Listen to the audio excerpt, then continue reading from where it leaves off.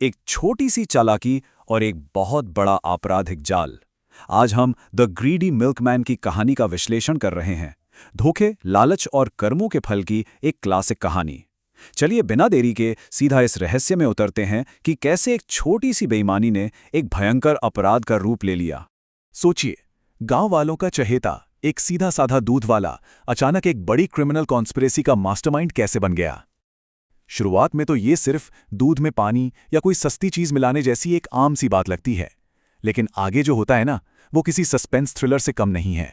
इस पूरे खेल को समझने के लिए हमें हमारे मुख्य किरदार मनसूख के दिमाग को पढ़ना होगा।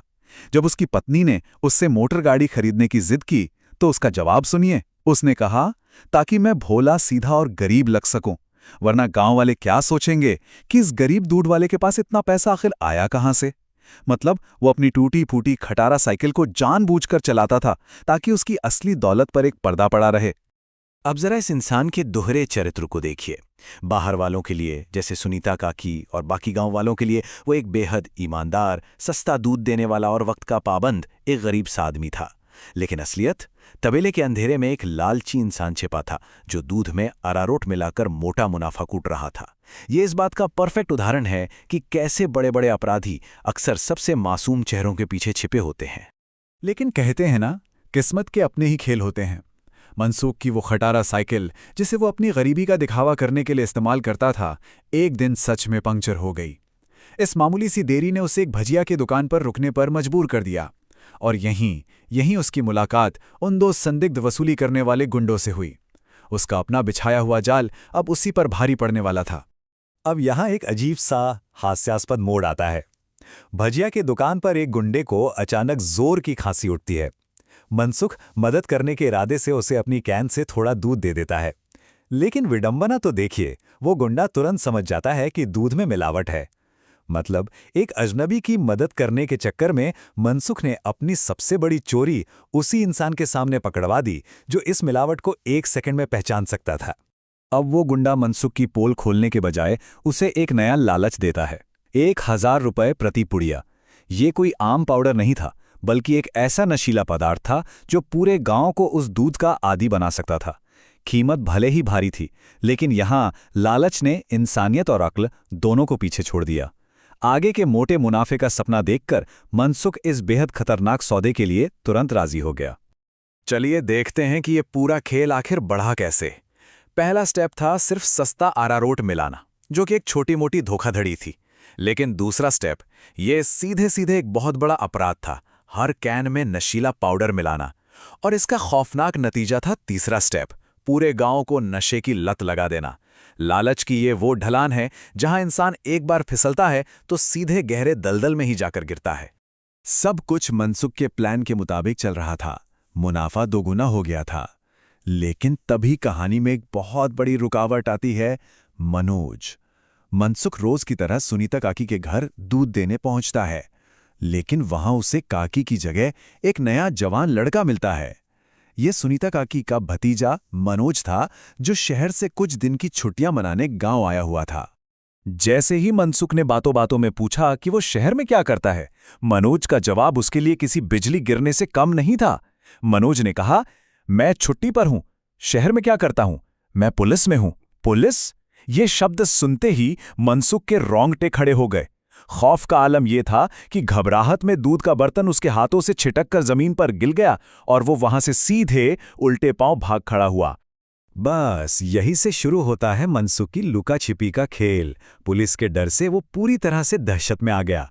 वो सारा दिन घर में दुबका रहता। अगर मनोज सामने आ जाए तो दूध फटने का बहाना बना देता। डिलीवरी से बचने के लिए उसने बीमार पड़ने का नाटक भी शुरू कर दिया। और सबसे बड़ी बात, उसने गुंडों से वो पाउडर खरीदना भी बंद कर दिया। उसके इस पागलपन से उसकी पत्नी मीना बुरी तरह झुंझला गई और रातों रात उसका वो सारा अवैध धंधा एकदम ठप पड़ गया। कई दिनों तक वो इसी डर के साए में जीता रहा। फिर एक सुबह मनसुख की नज़र मनोज पर पड़ती है, जो अपना बैग लिए रेलवे स्टेशन की तरफ जा रहा था। मनोज ने उसे बताया कि उसकी शहर वापसी की ट्रेन है।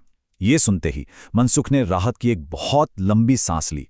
उसे लगा कि चलो, अब रास्ता साफ है और पुलिस का ये खतरा हमेशा हमेशा के लिए टल गया है। लेकिन असली धमाका तो अभी बाकी था। उस दिन मनसुख बहुत थका हुआ था और आराम कर रहा था, तो उसकी पत्नी मीना ने सोचा कि चलो पति की थोड़ी मदद कर दी जाए, उसका समय बच जाएगा।